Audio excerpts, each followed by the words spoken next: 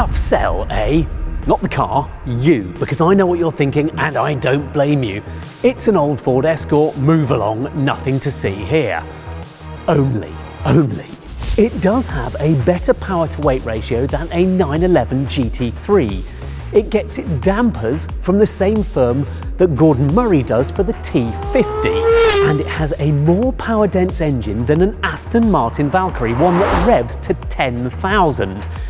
It is a Ford Escort, and yet it's not. Okay, so what we have here is the Ford Escort Mk1 RS from Boreham Motorworks. And what it is perhaps the most exotically engineered everyday car you've ever seen.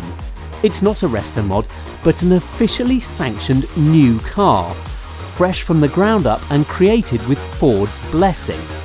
In this film, I'm going to start a stopwatch and get excited about a gear change.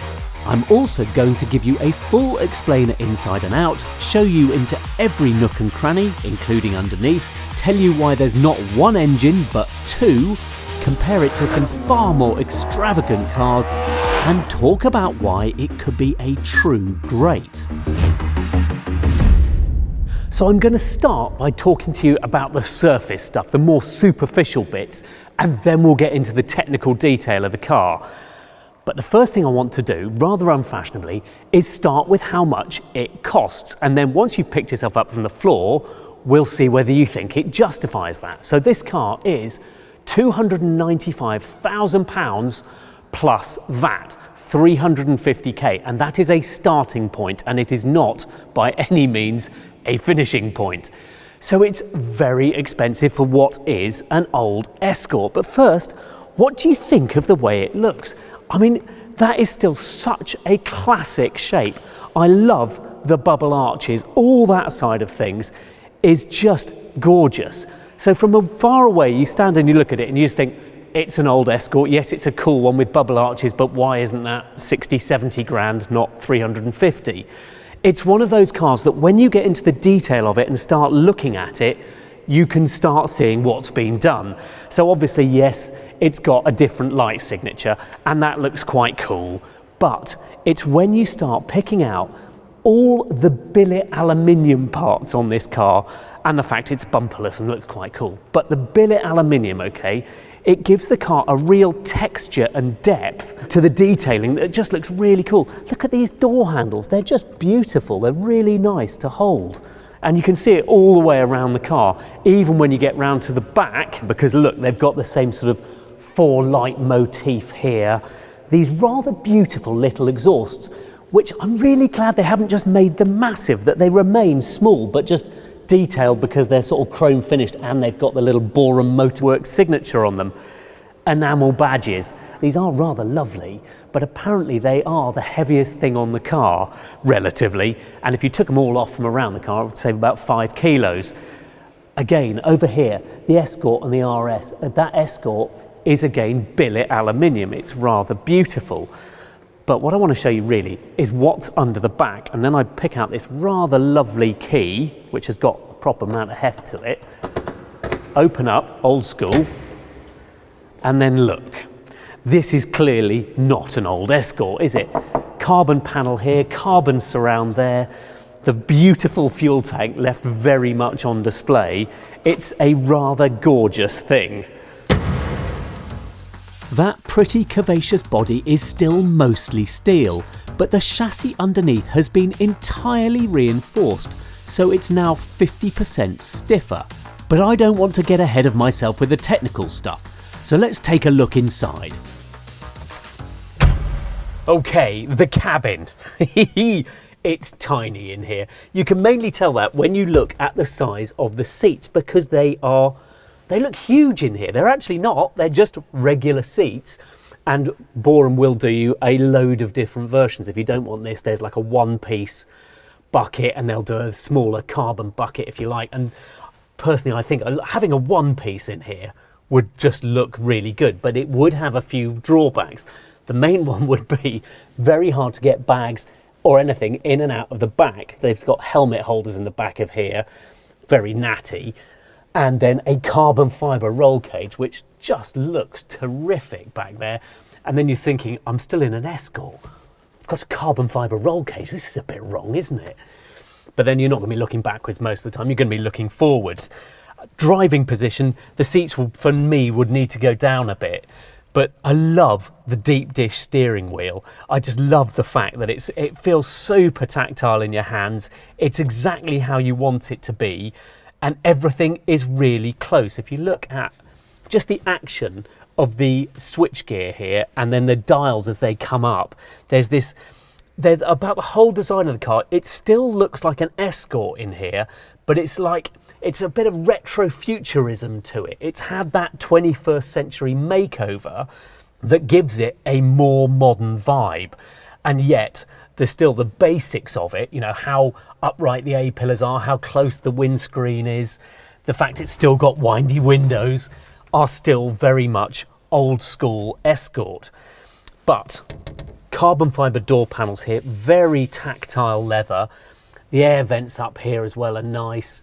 But the pièce de résistance, we're going to come back to this, is this, the gear lever.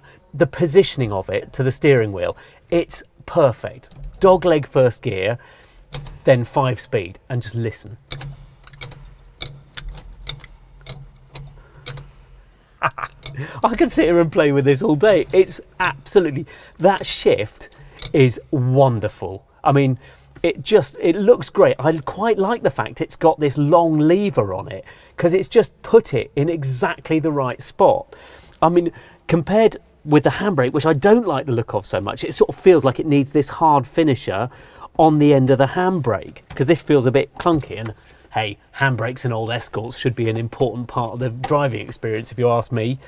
Then you've got down here the heating controls, and I've just grabbed the key because I do like the fact that they have got this same motif on the key that they've put on the switchgear here for the door unlock and the heated front and rear windscreen, the hazards and the fog lights. Then down here you have the stereo. It's got Bluetooth, there's speakers around the place. So yeah, you could listen to stuff when you're not listening to the 10K engine. Why aren't you? You should be. And then last of all, down here, they have these rally clocks. They have worked with Breitling on these. They are things of beauty. They're an option. You don't get them as standard for your 350k. And the action of just holding, there's a really nice weight to them. And the sound of them ticking and the start-stop. Oh, just absolutely fabulous. I love that. I could sort of take or leave a lot of the leather and the carbon and things, but I definitely need that in my life. And even more, I need the gearbox. I'm just going to sit here and play for a while. It's fabulous. The quality of the fit and finish inside is exceptional, a world away from any Escort I've seen before, and you can debate whether that suits the car's humble origins, but Boreham clearly believes that's where the market lies. And this is not its first rodeo. Part of the Driven group, Boreham sits under the same umbrella as Evoluto, so the same team is working on this as the 355. More than that, they have a deal with Ford to do 7 cars. They haven't publicly shared much of that, but we do know that the next one will be a mid-engined 4-wheel drive Group B inspired RS 200. But back to this. If you're thinking this Escort sounds familiar, that's because they've done one before, the track-only Aluminium Racing Escort. That was an identical recreation of the 1968 Group 5 championship winning car. This one, as we shall see, is more modified.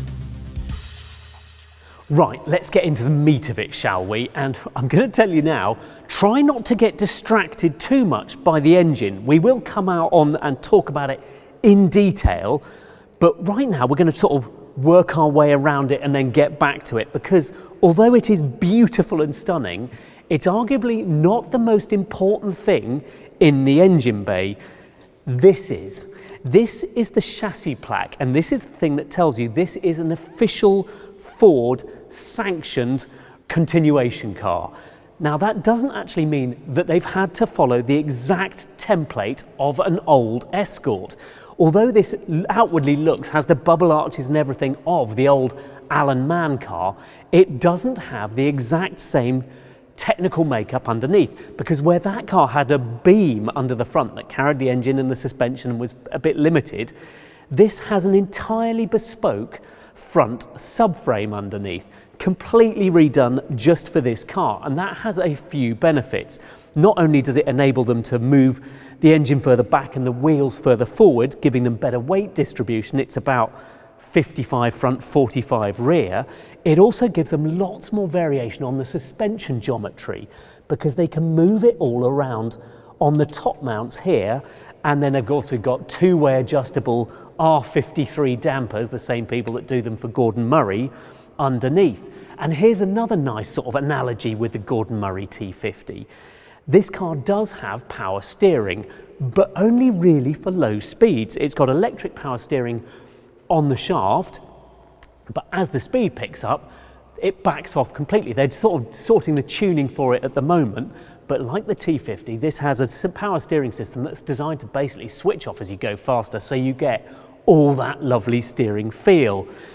And then as you come around the back of here, look, carbon fibre strut brace across here, and this sort of big bulky bit at the back of the engine bay, okay, that's actually more important than you think, because they've had some packaging challenges in here, and one of them is they needed to find somewhere for the HVAC system, for the aircon, because of course back in the day there was never any aircon in these cars, and in fact they've had to run the heat exchanger for that into the back of the car. So there's all sorts of pipe work and stuff that's had to be tucked around in here. Braking system, no ABS. There's not even a brake servo on this. I mean, it's very pure, isn't it? This is designed to be as cool to drive as they can possibly make it. Which brings us on to the engines. The first is a more traditional motor, a period-correct twin-cam from that Alan Mann Racing Escort, a 1.8 litre with 185 horsepower and a maximum revs of 8,500. Mated to a 4-speed manual, that's what you get for your £350,000. Not much power, so there's an alternative. This is the engine everyone's got excited about, and apparently amongst people who are speccing them, that everyone is going for. It's known as the 10K. The official designation is the BD10 330, obviously because it runs to 10,000 RPM. 330, incidentally, when they first developed this engine, they thought it would produce about 295 brake. Now it's done, they've realised it actually runs 325. Now they've got it all singing and dancing as they want it to. It's very trick. There's a 16 valve head in there with Formula One inspired port and valve geometry. But best of all, I want you to have a look in here, right? So we've got some carbon inlet trumpets at the moment. Those are not production ready, although they blimmin' well should be, because they look fantastic. There will be a carbon intake manifold on the front of here and an airbox down in the front. They're going to tune that so it sounds fantastic, and that's important because old Escorts were always about induction noise, not exhaust noise. They also wanted this engine to look like an original Ford BD engine, and that BD engine, BD stood for belt drive and G was the age of it because they did generations from A onwards. A good BDG is about 250 horsepower. They really wanted this to be much more bespoke. So it doesn't have anything in common with that, although it might look like it. Instead, they took a 3D printed cast because they wanted to take as much material out of the engine. So if you look at it, it's quite wasted. It's wider at the heads, then it slims down for where the cylinders are, and then out for the bottom at the sump, which is all billet printed and everything else. In fact, it's a dry sump engine. So it's very, very trick underneath there. And it only weighs 85 kilos. I mean, there's nothing to it really. Stainless steel exhaust, and the finish on that is the same as it is on the suspension underneath. Only 155 pounds-foot of torque, which I know doesn't sound very much, but honestly, the car doesn't weigh much, and it's much more about that torque curve for this engine. So it develops peak torque at 6,500, but apparently the torque curve is super flat all the way to 10,000. The whole thing is super trick, the engine angled back to tuck it in, and just stunning to look at in its simplicity. And it should sound fantastic. Here it is on the dyno.